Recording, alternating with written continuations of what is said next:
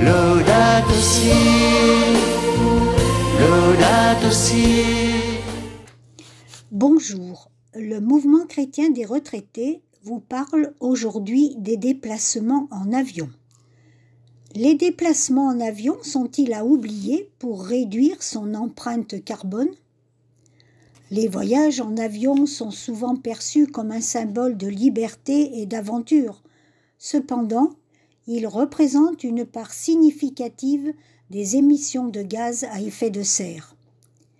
L'avion est 20 à 50 fois plus polluant que le train.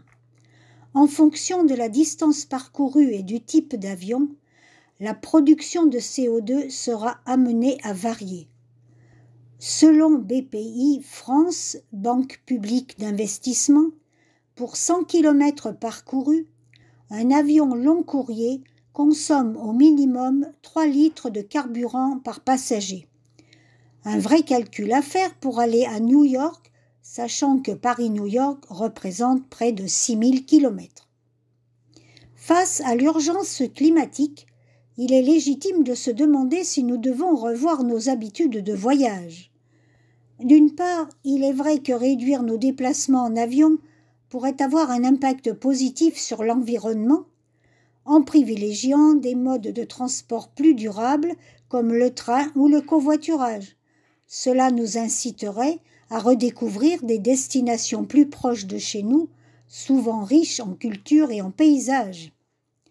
Mais parfois, le trajet en avion est inévitable pour le travail, la famille ou même l'accès à des soins médicaux.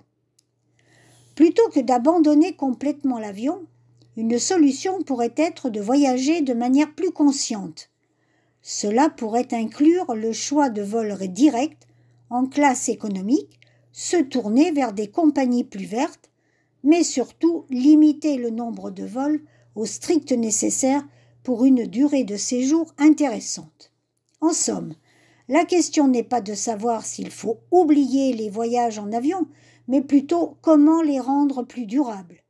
En tant que consommateurs, nous avons le pouvoir de faire des choix éclairés qui peuvent contribuer à un avenir plus respectueux de notre planète. Alors, la prochaine fois que vous planifierez un voyage, explorez des alternatives qui pourraient réduire votre empreinte carbone. Est-ce possible ? À bientôt. Merci pour votre écoute. On se retrouve la semaine prochaine et n'hésitez pas à partager ce podcast autour de vous.